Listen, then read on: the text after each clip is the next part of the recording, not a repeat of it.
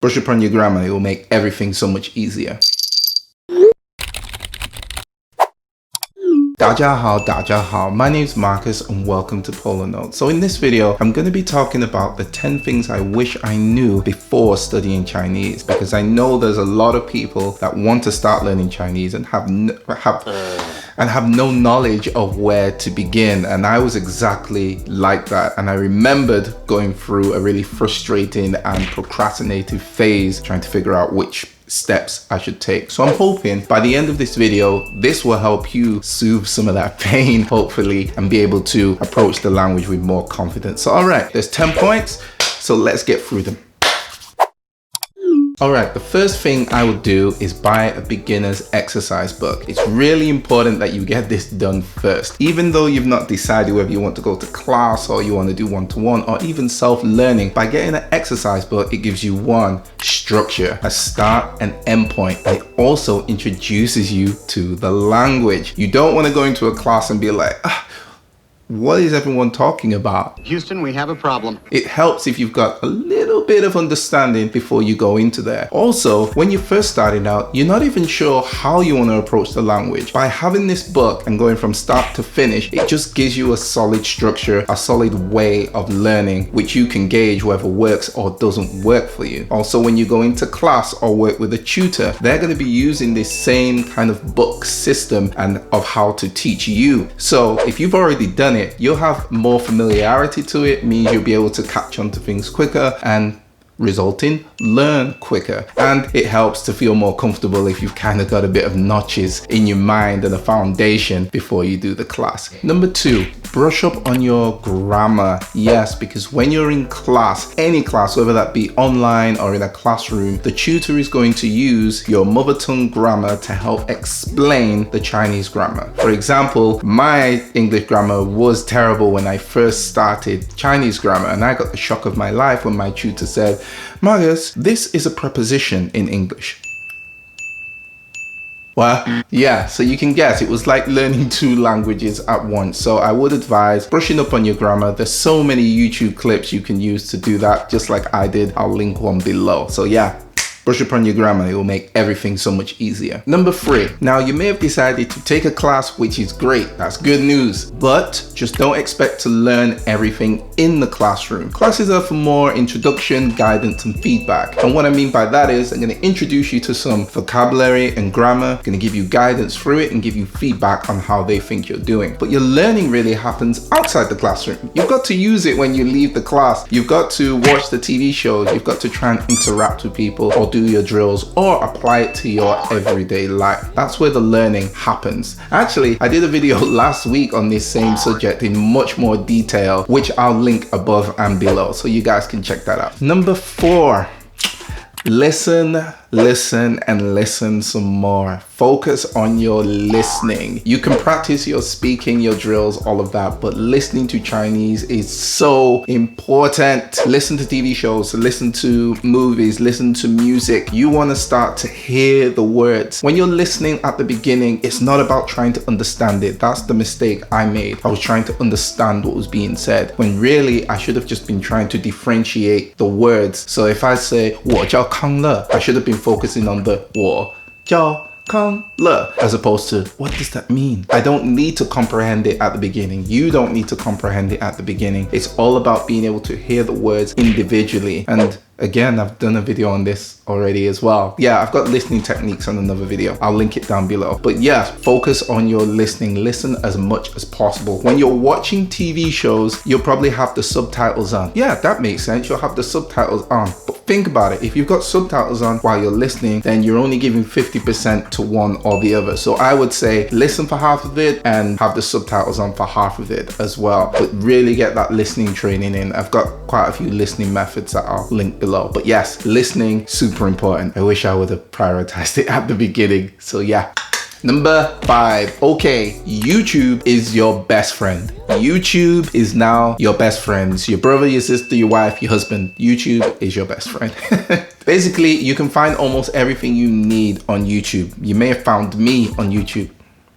See what I did there? But yeah, there's so many different people teaching Chinese on there, showing their experiences and lots of different drills, TV shows. Use YouTube a lot from the start, not like what I did where I just kind of passively used it at the start. When I went to China, there was a guy in my class who was really good at Chinese, been learning the same amount of time, and he was just telling me how he used YouTube all the time. So really get your hands on YouTube. And while we're on that fact, if you are liking what you're seeing today, please don't forget to hit that like button. I hope it's helping you. All right. Number 6, yeah, this one's simple. Speak as much as possible. Get used to saying Chinese words. Now, I don't mean go out and speak to random strangers on the street. That's not what I mean. How you doing? Even though that's what I did, but yeah, that was strange. Anyway, speak as much as possible. When you're inside and you're reading your books, or you're in the library reading your book, speak out loud. You need to be able to hear yourself to correct your own mistakes, or just get used to hearing yourself speak Chinese. It's all about muscle memory. I'm a musician and a singer, and each time I'm teaching people to sing, I find a lot of the time that they won't sing out. And it's the same thing I say to them. If you don't sing out and hear what your voice sounds like, you can't fix it. So do the same thing. Speak out loud. You don't have to shout. That's not what I'm saying, but definitely speak out loud. Get used to your mouth making the movements because it is different. So get used to saying it. Speak as much as possible. Don't do what I did where I didn't speak for ages. Ugh.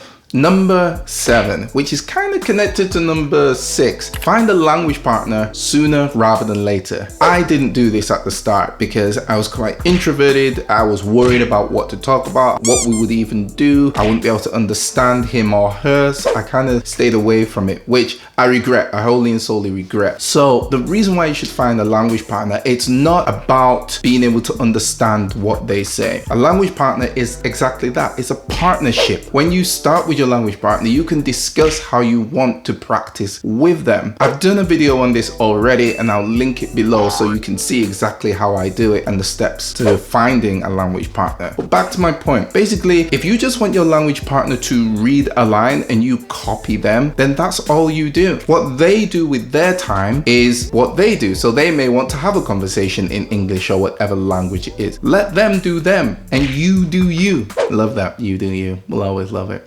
Yeah, you do you. Literally, with my language partners, what I do is exactly that. They read a line, I copy it. And the reason why is having a language partner isn't about at first building this huge, wonderful conversation and being able to hear everything. It's about building your speaking confidence.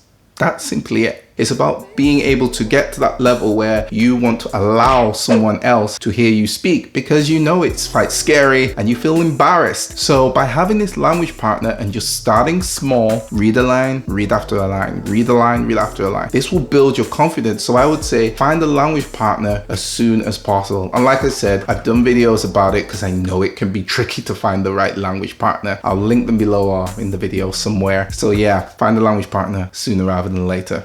Number 8, Purple Culture website.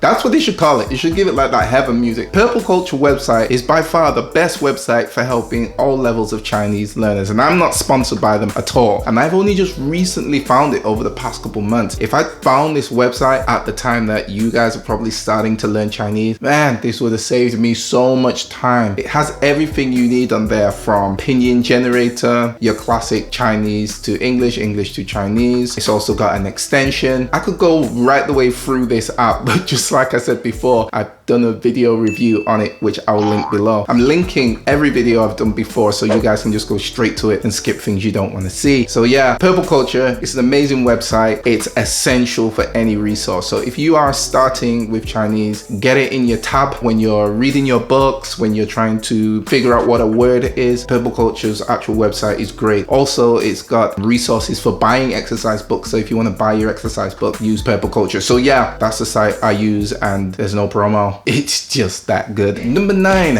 using too many resources. Yes, that was me. I jumped online every day and there was always a new resource to use. Someone's recommended this resource, that resource, and I ended up just kind of taking snippets of all, but I wasn't really learning. I was just searching instead of learning, which kind of defeats the object entirely. So now I've keyed it down to just a few resources that I always use, and it's very rare that I go outside of those now. I stick to these to maximize my learning, and you should do the same too. Remember, you're just starting learning Chinese, or you're at the very early levels of Chinese. So yes, you will do a bit of searching, and I'll link the ones I use below, but you really want to be doing more working than you are searching, and that basic book should be enough for you. Number 10, and probably the most important point, to be fair, don't compare yourself to others and take your time. It's your learning journey. Everyone learns at a different speed. Everyone's doing it for different reasons. Enjoy the ride, enjoy the learning process, and write your own story. You can always learn from anyone. If anyone wants to give you tips, you can always help others as well. So don't compare, just enjoy. Don't beat,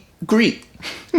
Woo. So okay, I hope those points have been really useful for you and will help you in your Chinese language learning journey or language learning journey. And if it has, literally just click on that like button. I really appreciate the support. And if you do like what I'm doing here, subscribe to the channel. I do this every week. If you've got any video suggestions or any questions, just comment below. Okay, before you go, the next couple videos that will come up down the side is more language learning methods and what else I'm doing within the Chinese language area. Yeah, just more videos down the side for you to check out that will help you with your language learning journey. Okay, I'm gonna go. Yeah, I think I'm done for today. I'm so hungry.